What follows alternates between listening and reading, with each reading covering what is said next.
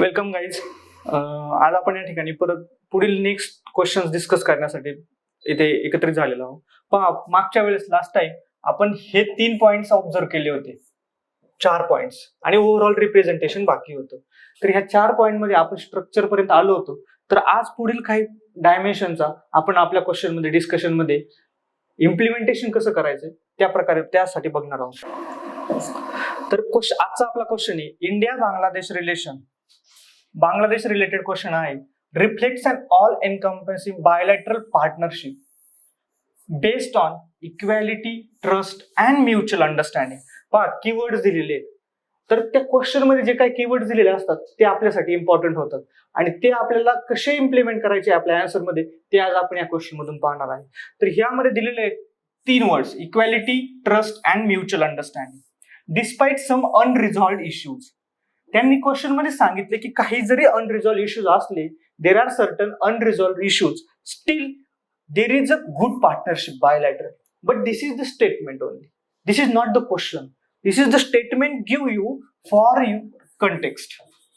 This is should be your background of answer, and this is the context. But what is the question? In light of this statement, discuss. We have to discuss the accomplishment. This is the first question or first part of the question. Accomplishment and contention. This is the second part. Between India and Bangladesh, as they complete 50 years of bilateral diplomatic ties. They have already given that we have completed 50 years of bilateral partnership. If they didn't given this part, we can introduce with this part as well. That recently India has concluded their bilateral partnership with the 50 years of completion. This can be our introduction. But here they already given that. So what could be our approach? So our approach should be introduced by briefly highlighting the relationship in backdrop of completion of 50 years. So we have to first just give that what is our strategic partnership with the Bangladesh is, how Bangladesh holds important for us as a neighborhood. So we can introduce with neighborhood policy. जे शेजारील राष्ट्रांसाठीची जी आपली neighbourhood first policy आहे त्याने आपण इंट्रोडक्शनची सुरुवात करू शकतो, explaining the importance of Bangladesh for India. Now, what contains in the body? In the body part, they have asked about the accomplishments and contentions. So, in our structure, we can directly start with accomplishments, first parts, or what we call as achievements. This could be our first part.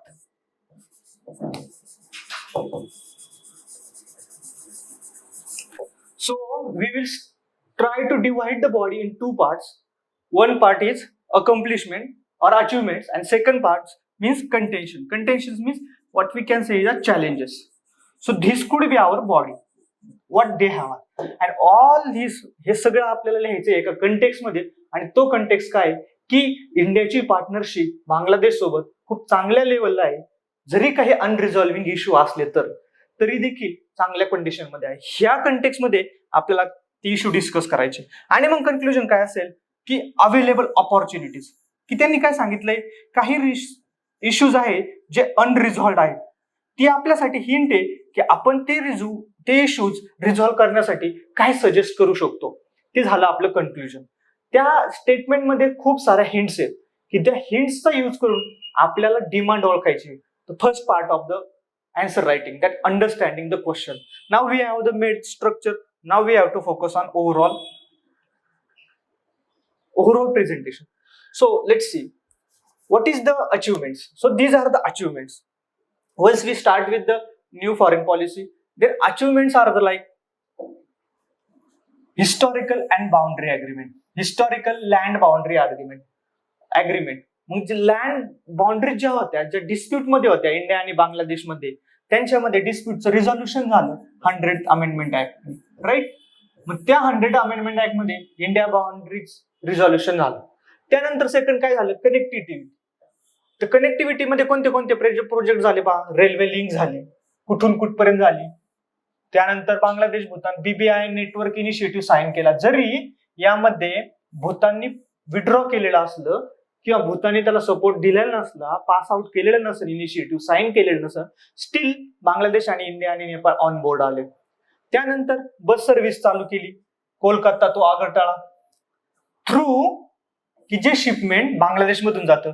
म्हणजे आपलं काय, chicken next कॉरिडॉरचा जो dilemma होता की आपण बांगलादेशला cross करून जाऊ शकतो, त्यामुळे चिकन नेक्स्ट डिलेमा आपला कमी झाला किंवा त्याच्यावरचा स्ट्रेस कमी झाला आणि टाइम सेव्हिंग झाली, कनेक्टिव्हिटी फास्टर इम्प्रुव्हमेंट झाली, राईट.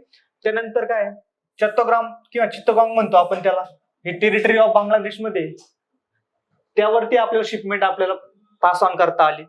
त्यानंतर डिफेन्स एक्झरसाइजेस, तुम्ही इथं प्रीचं नॉलेज तुमचं मेन्स मध्ये कसं इम्प्लिमेंट करायचं हे त्याचं क्लासिक एक्झाम्पल आहे. की डिफेन्स मध्ये आपल्याला माहिती आहे, आपण पाठ केले की आर्मीची कोणती एक्झरसाइज आहे, संप्रीती, त्यानंतर मिलन एक्झरसाइज आहे किंवा कॉर्पेट एक्झरसाइजेस कंडक्ट करतात, म्हणजे कोऑर्डिनेटेड पॅट्रोलिंग विथ बांगलादेश. हे प्रीचं नॉलेज जे की डिफेन्स एक्झरसाइजेस विचारतं, ते नॉलेज आपण मेन्स मध्ये यूज केलं की डिफेन्स कोऑपरेशन आहे. त्यानंतर इकॉनॉमिक रिलेशन मध्ये काय, Bangladesh is a India's largest trade partner in South Asia. So this one statement makes you or gives the feel that how you know about the Bangladesh and India relation. की आपल्यासाठी बांगलादेश काय important economical अँगलनी ते हे suggest करतं. मग आपण त्याबद्दल काही फॅक्ट्स दिले की जे एक्झाम्पल म्हणून कोट करायचे आहेत. आपला नेक्स्ट पॉइंट की मी कसा फॅक्ट्स डेटा यूज करणार आहे, हे फॅक्ट्स आणि डेटा मी यूज केलेले आहेत.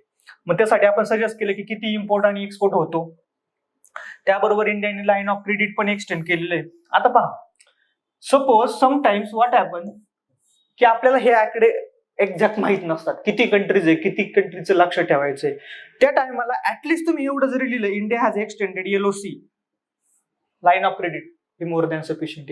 आणि जर असेलच माहित तर हे ऍडेड ऍडव्हान्टेज आहे obviously.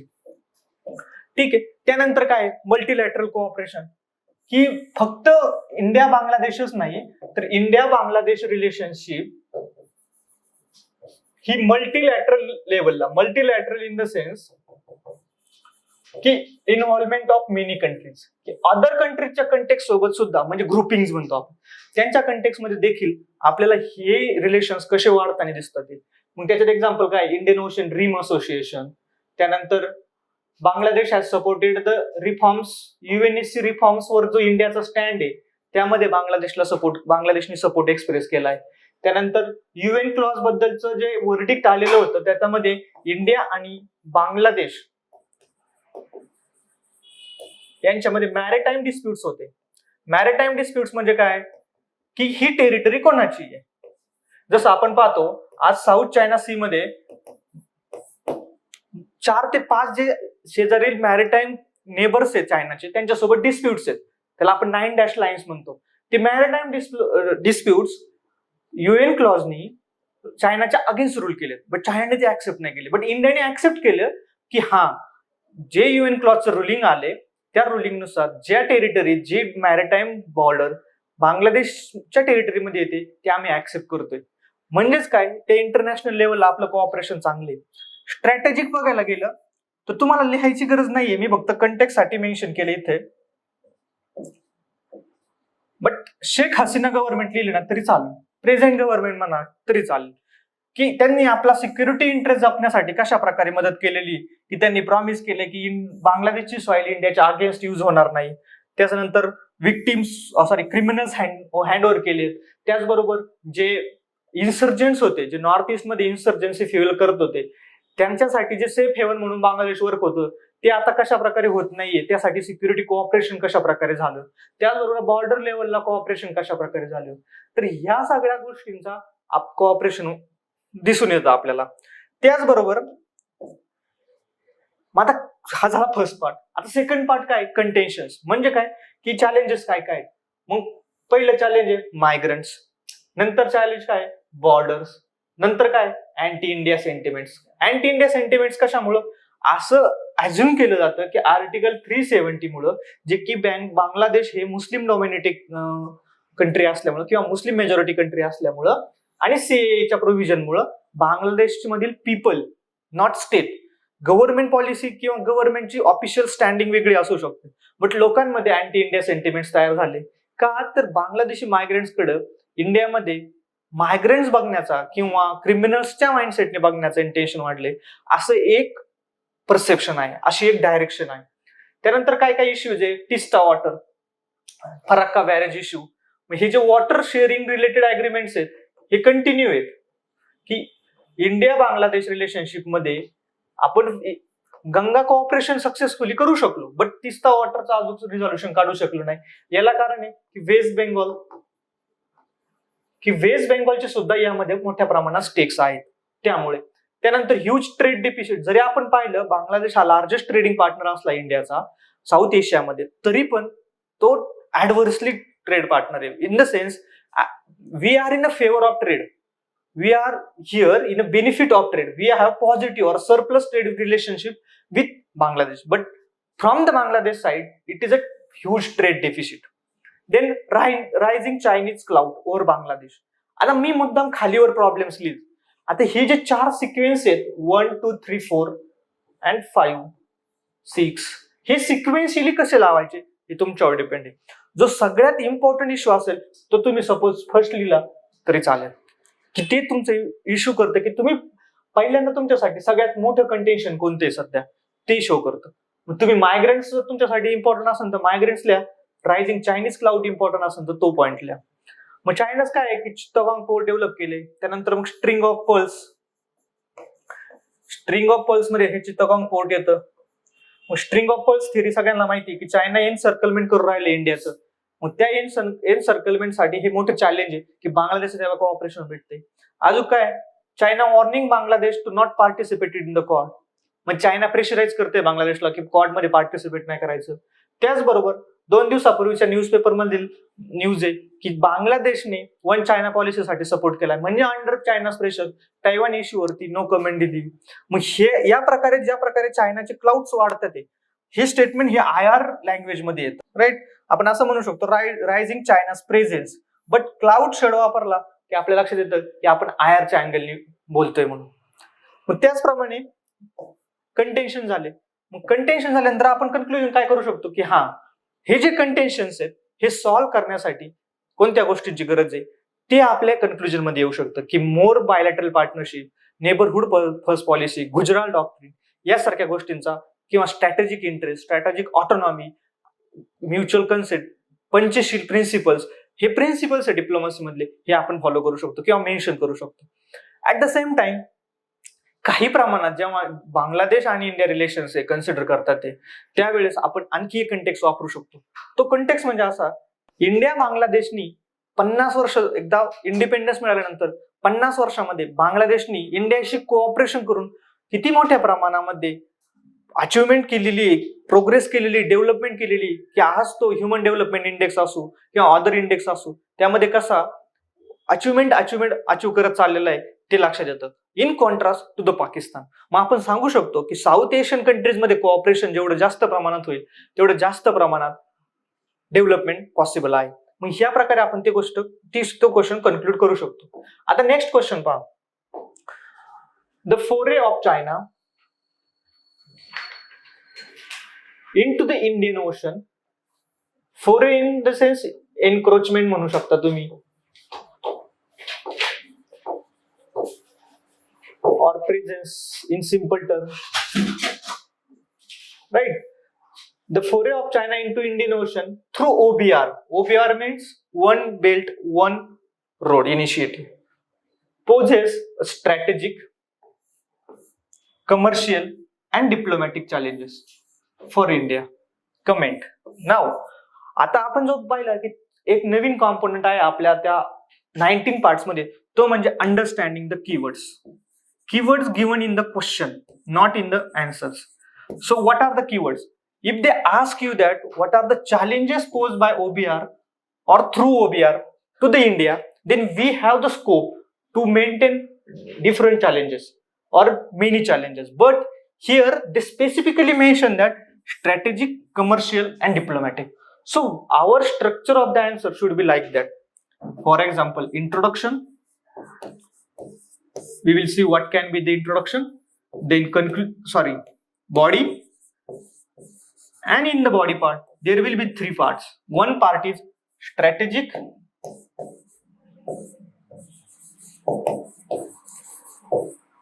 then another part is commercial, and then next part is diplomatic, right? So this could be our structure of the answer. Diplomatic, right? So this is the approach. So we will divide our question into three parts: strategic, commercial, and diplomatic relations. So your answer would be then look like body. Once you finish the introduction here, then you will start with what is the question? What are the contentions or diplomatic relations? What are the challenges? So we can start with challenges. What are the challenges the India is facing due to the Chinese plots in the Indian Ocean? Due to Chinese presence in the Indian Ocean, India is facing few challenges. And then our first will be strategic. What are the strategic challenges? This could be our structure. The strategic challenge, once we mention that this is the strategic challenges, then we can write it like this: 1, 2, 3, whatever it is. So our answer would be look like this. Now answer would be look like this: strategic challenges. What will be the challenges right here? Then diplomatic challenges, and these are the diplomatic challenges. And third thing is commercial challenges, or whatever it is. So this could be our structure of the answer. So it will be look like this. So now see what is the question. Now we will see the what should be right. So this is the introduction, right? So what we can write? Introduction. The China through OBR, we have to explain that what is OBR, right? So first we will explain that what is OBR policies. That is how China is through these OBR policies expanding its clouds in the Indian Ocean. Then these are the two components of the OBR. Then Silk Road economic belt, and the other is that maritime Silk Road. So these are the two clouds or two different parts of the OBR. One is through the land boundary, another is the maritime boundary. So we can think from both the perspective as well, because they didn't mention that only maritime Silk Road should be considered. So we can consider from the both perspective how the China's presence through the OBR posing three different kinds of challenges. Now let's see what are these challenges are. First, strategic challenges. So you can use this statement as a link between your introduction and conclusion, that thus the foray of China in Indian Ocean is posing various challenges of India. Writing this much simple links will make ensure that the flow will be maintained.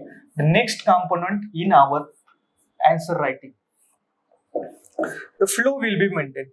Here we can maintain the flow by using this link. Okay, what are the strategic challenges? Then China's attempt to secure the sea lines of communication. Look at the words I am using. The sea lines of communication. Tyanandar threatens the balance of power, right? In the Indian Ocean region, where the net security provider. एका statement मध्ये मी 3 keywords वापरले, आणि हे 3 keywords तुम्हाला रोज daily newspaper मध्ये पाहायला मिळतील, जे रोज यूज केले जातात. ऑलमोस्ट जेव्हा कधी इंडियन ओशन चायनाच्या कंटेक्स्ट मध्ये येईल, तेव्हा हे कीवर्ड्स, किंवा इंडियन कंटेक्स्ट मध्ये येईल, इंडियन ओशन वर, इंडो पॅसिफिक वर क्वेश्चन, त्यावेळेस हे कीवर्ड्स वापरले जातात. सो आपण ते कीवर्ड्स यूज करू शकतो या ठिकाणी, आणि हे keywords will give you an extra edge over other students. हे कीवर्ड्स इम्पॉर्टंट आहे. नेट सिक्युरिटी प्रोव्हायडर म्हणजे काय? इंडियन ओशन मध्ये इंडियाचं इम्पॉर्टन्स काय आहे ते म्हणजे नेट सिक्युरिटी प्रोव्हायडर. की कोणत्याही प्रकारचे थ्रेट्स आले, जसं श्रीलंकेमध्ये क्रायसिस आले, ते India there is to help. Maldives मध्ये क्रायसिस आले, India there is to help. Even in the ending time of, or even in the last decade or the first decade of 21st century, there is a crisis in the Maldives where India militarily supports. So net security provider, त्याचं मिनिंगच हे की Indian ocean और जो region आहे नेबरहुडचा, त्याच्या संपूर्ण security जबाबदारी इंडियावरती आहे. मग कशा ना कशा फॉर्म मध्ये ते आपल्याला सपोर्ट करावं लागतं. त्यानंतर चॅलेंज काय? चायनाचा जिबुतीमध्ये नेव्हल बेस आहे, राईट? मग हा नेव्हल बेस आपल्याला कशा प्रकारे चॅलेंज क्रिएट करू शकतो ते म्हणजे स्ट्रॅटेजिक चॅलेंज. नेव्हल बेस की त्या नेव्हल बेसवरून आपलं जे इंडियाचं मांडेप मध्ये जो स्ट्रेट आहे त्यावरती स्ट्रॅटेजिक मॉनिटरिंग ठेवू शकतं, राईट. मग ते मॉनिटरिंग करू शकतं. हे threat to the security of India आहे, जिथून एक्सपोर्ट आणि इम्पोर्ट मोठ्या प्रमाणात होतं. त्यानंतर ग्वादर पोर्ट डेव्हलपमेंट झालेले आहे सीपेक थ्रू, ते पण मोठ्या प्रमाणात चॅलेंज करू शकतं की इंडियाचा अरेबियन सी मध्ये ऍक्सेस भेटतो. पहा, मलक्का डिलेमा नावाची गोष्ट तुम्ही ऐकली असेल की जिथून most of the Chinese oil resources exports and imports Malacca strait through pass होतो. मग ज्या वेळेस कन्फ्लिक्ट निर्माण होईल, फॉर एक्झाम्पल आता जस्ट रिसेंट कन्फ्लिक्ट होता की जेव्हा स्टँड ऑफ झाला होता LAC वरती लद्दाखमध्ये, त्यावेळेस इंडियाने पूर्ण इंडियन ओशन अंदमान निकोबार बोटवरती बऱ्यापैकी एक एक्सरसाइज कंडक्ट केली थ्रू अंदमान निकोबार कमांड, की आम्ही जर अशी सिच्युएशन आली तर मलक्का स्ट्रेटवर ऍक्टिव्हली ब्लॉकेड कसं क्रिएट करू शकतो. आणि त्या गोष्टीमुळं आता तुम्ही सुद्धा पाहू शकता की तैवान इश्यू मध्ये चायनाने कशा प्रकारे ब्लॉकेड निर्माण केले, तशा प्रकारचं ब्लॉकेड निर्माण करण्यात आलं होतं. सो ते मलक्का, त्याला म्हणतात मलक्का डिलेमा. तो मलक्का डिलेमा ऑलवेज राहणार चायनामध्ये. परंतु हे Gwadar port development along with CPEC याचं इंटेन्शनच तेवढं आहे, इंटेन्शनच ते आहे की हा जो मलक्का डिलेमा आहे तो मलक्का डिलेमा राहिला नाही पाहिजे. त्यानंतर आहे पहा स्ट्रॅटेजिक स्ट्रेट ऑफ मलक्का. हे मलक्का डिलेमा झाल्यानंतर टू फ्रंट वॉर आपण पाहिले. टू फ्रंट वॉर म्हणजे काय की एकतर लँड बॉर्डरवरती चायनाच्या साईडने, त्याचबरोबर पाकिस्तान साईडने ऍट ए टाइम 2 फ्रंटवर आपल्याला वॉर करावा लागू शकतो. At the same time Indian ocean मध्ये सुद्धा टू फ्रंट वॉरची सिच्युएशन तयार होती.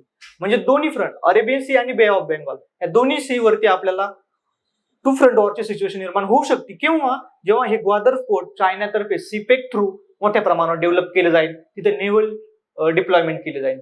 जस्ट रिसेंट एक्झाम्पल पहा तुम्ही, आता चायनीज नेव्हल व्हेसल्स पार्क होतात ते श्रीलंकेमध्ये आणि इंडियाने एक कन्सर्न एक्सप्रेस केलेला आहे. That shows India strategic concern. Then next part is commercial challenges. What are the commercial challenges? First, the financial strongholds in the debt-ridden weak economies of Indian Ocean region. म्हणजेच काय, Sri Lanka best example आहे. चायनाची डेप trap diplomacy. आपण तिथं पाहिलंय की डेप trap diplomacy तुम्ही वर्ड ऐकला असेल, डेप ट्रॅप डिप्लोमसी हा की वर्ड आहे.